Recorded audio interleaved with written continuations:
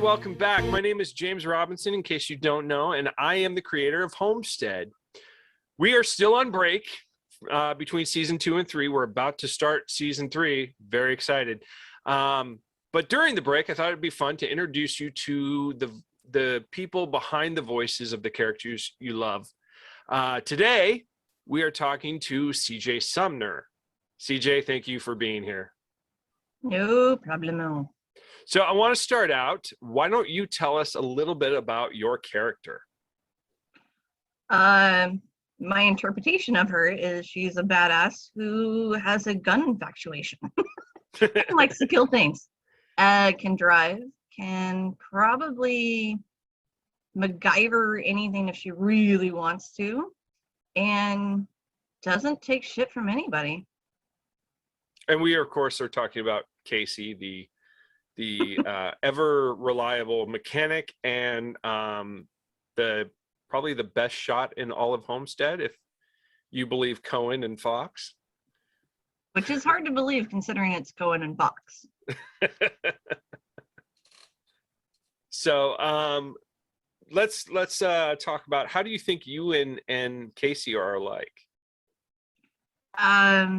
Well, like I said, she doesn't take shit from anyone, and I definitely don't. I am one of those upfront and in your kind of face people that will flat out tell you the truth, and Casey is definitely one of those people too. So it's a lot easier to voice her knowing that I relate to her and the fact that she is part me, really. The fact that she tinkers and does all kinds of like MacGyvering stuff. You've lived with me, you've seen me do it. So my personality is definitely in Casey in the aspect that I'm comfortable with her. I'm not so much comfortable with the mic right here in my face, but I'm comfortable with the character and who I am with her. And it's kind of fun because I get to play a part of me that doesn't get to come out very often because, well, no one lets me shoot anything. It's safer that way. We've had this discussion.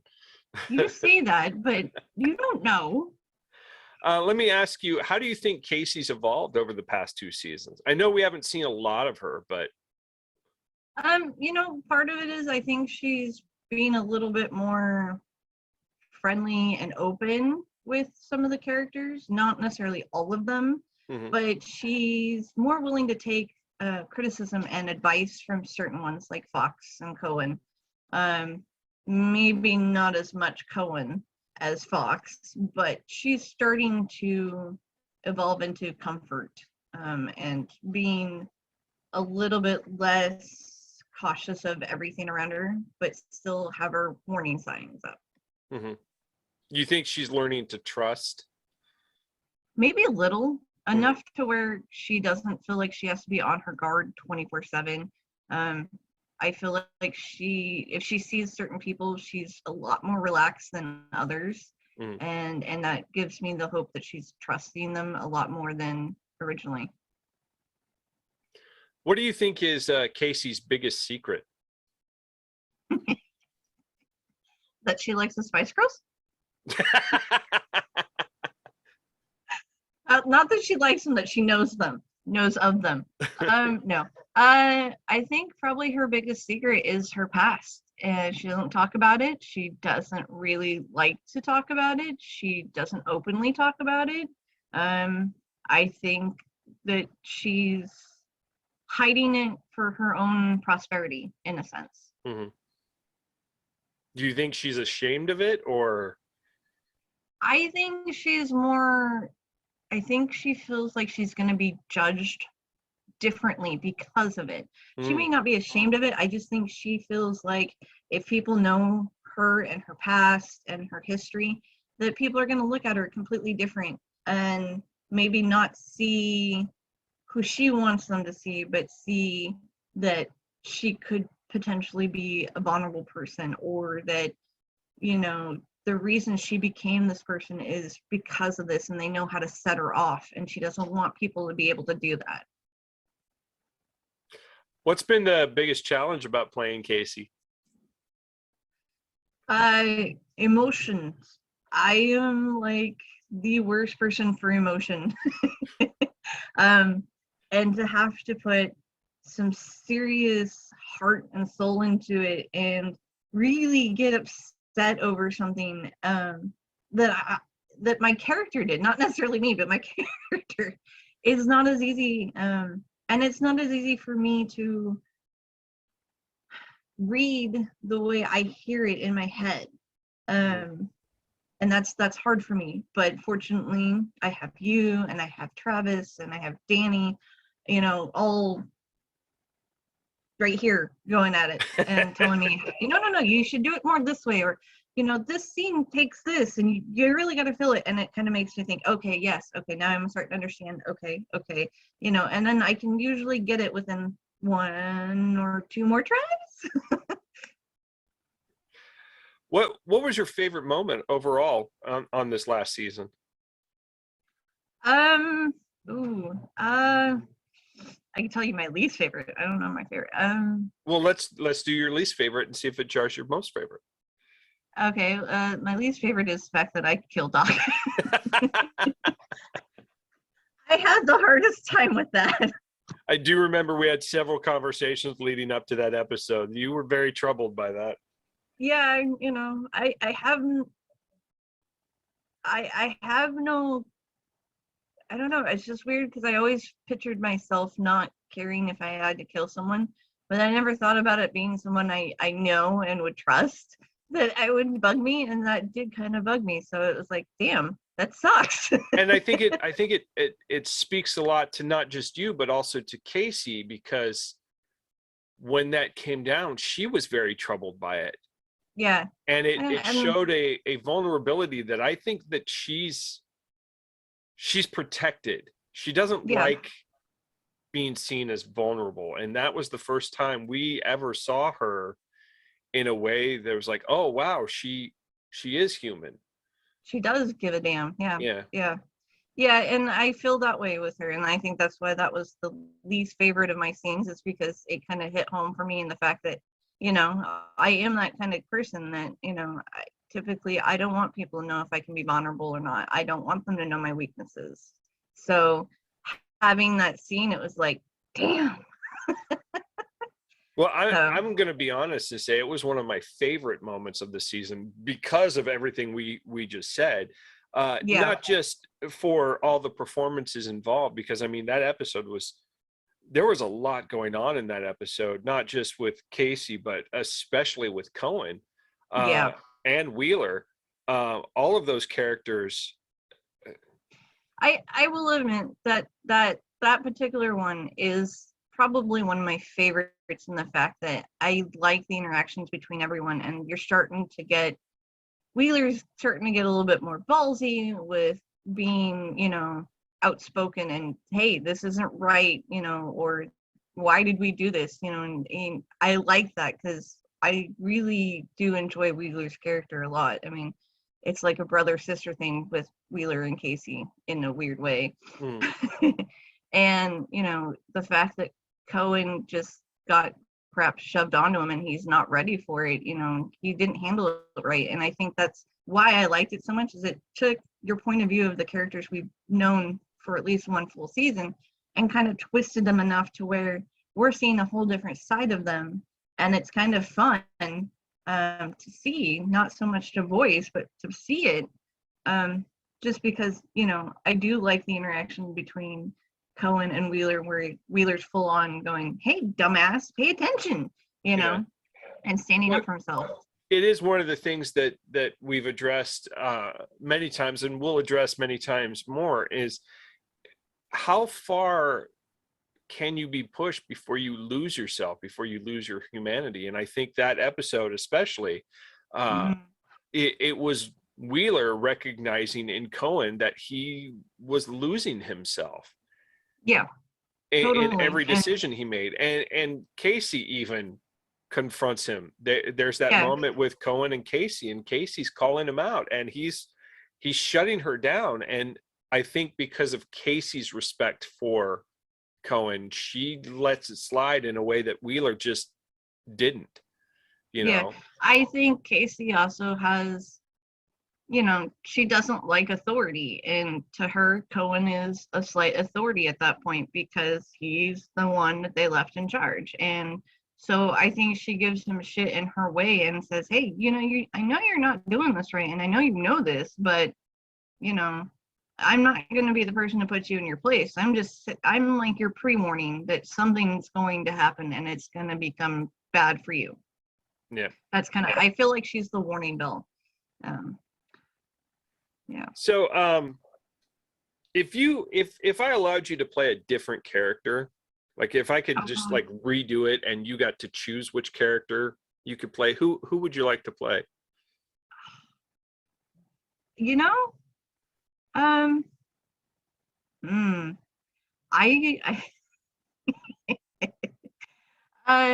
the teacher, the Mrs. Potter.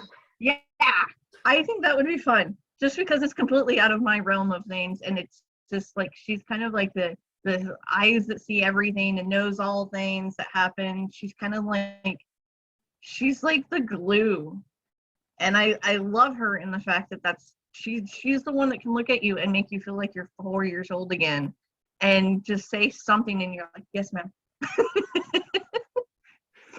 We've always imagined Mrs. Potter, and it's my one of my deepest sadnesses is we haven't done enough with Mrs. Potter, and it has nothing to do with it, it's just scheduling. Is all it is. I had much bigger plans for Mrs. Potter, but then we had the me of like that grandma that you have that yeah. She's all knowing somehow, and as soon as she calls you out, you're like that little kid again, and you're like, oh damn. Well, and we saw that with season 1 when she calls out Fox in front of everyone, and he just stops cold. Yeah.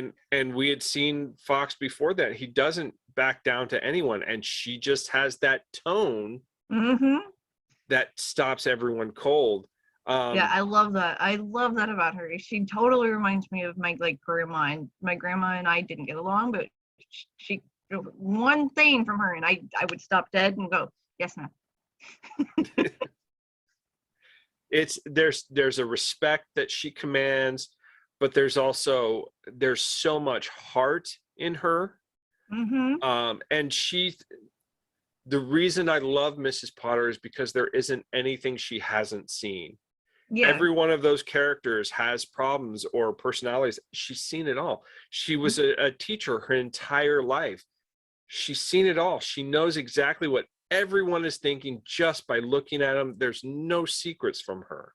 I know. But that's why I think she would be so fun to be. Yeah.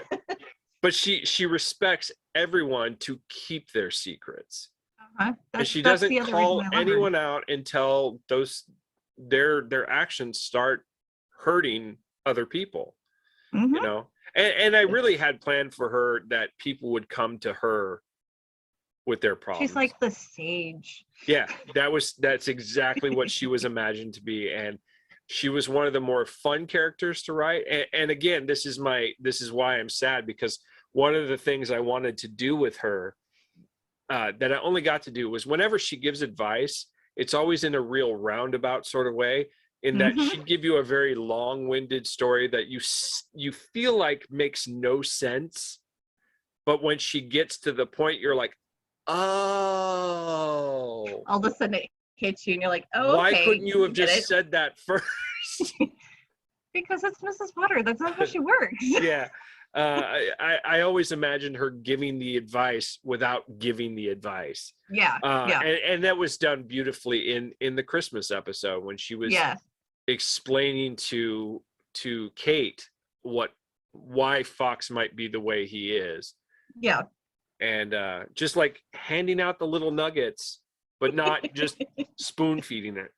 So, so here's a fun one. I've loved the answers on this question. If we were able to make a movie out of Homestead, but you got to pick, who would you get to play Casey?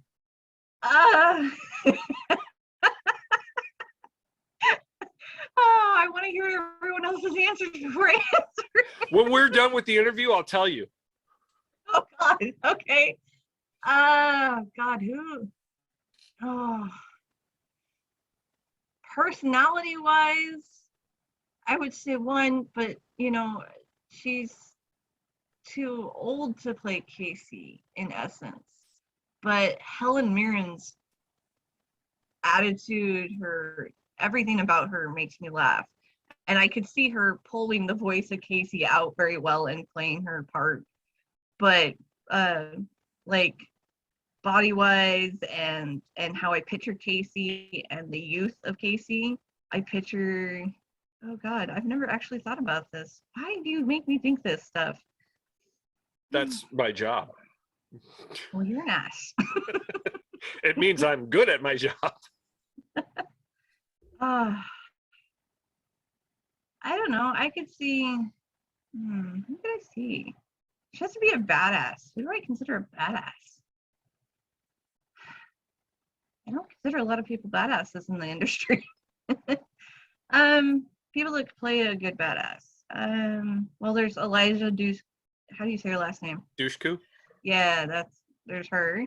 She can make a pretty good badass kind of person. And then, oh look, message. Who else? Even Gail Gallic could be a good one because she knows the military stuff. Gal Gadot? Maybe. Yeah. Okay, I said it wrong. Apparently. The Wonder Woman chick, all right? You know that. I don't know. I mean, this is one of those conversations you and I usually have much on our own. Yeah. Kind of like when we did the comics and picturing people who we have people play and things like that. That's more I feed off of you kind of thing, and then I'm like, yeah, well, what about this person? And because you seem to be able to get my brain flowing a little better than me. Well, when we're done this interview, I'll go through the growing list, and I think you'll be interested in some of the people we've had mentioned. I so want to know what Danny said.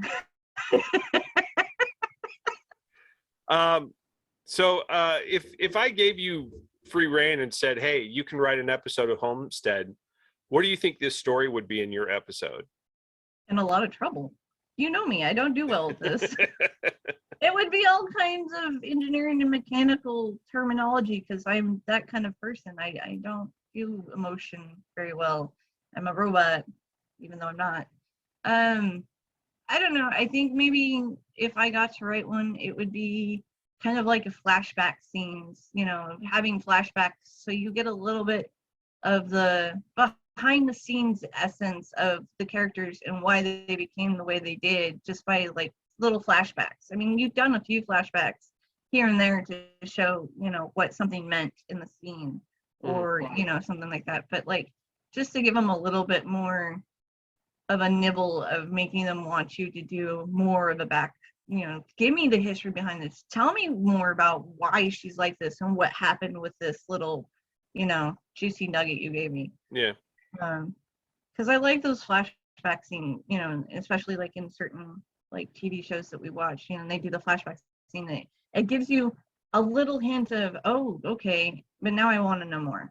And then you keep watching and, So it would be something like that probably, just to see like little tidbits back in the day. So one last question. What do you think the future holds for Casey? I honestly think she's going to go out in a blaze of glory somehow. I really do. I feel like she's gonna grow and get attached to people, and that's gonna affect her in a way that she's gonna be willing to do anything. And by anything, I mean I could see her, getting so attached to some of the main crew that she goes out saving them or does something to really make her be remembered in a way that she wants to be remembered. Mm-hmm.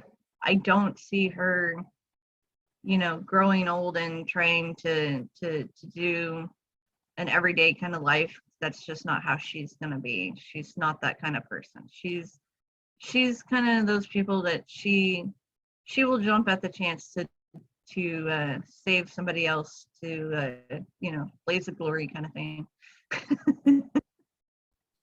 Awesome. Honestly, I can't wait to see what happens to Casey in the future. And I, of course, look forward to working with you more because it's always fun. You lie like a dog. Little bit. Just a little. Thank you, CJ, for joining us. We really appreciate it. You are more than welcome. Homestead is a Not Another Podcast production.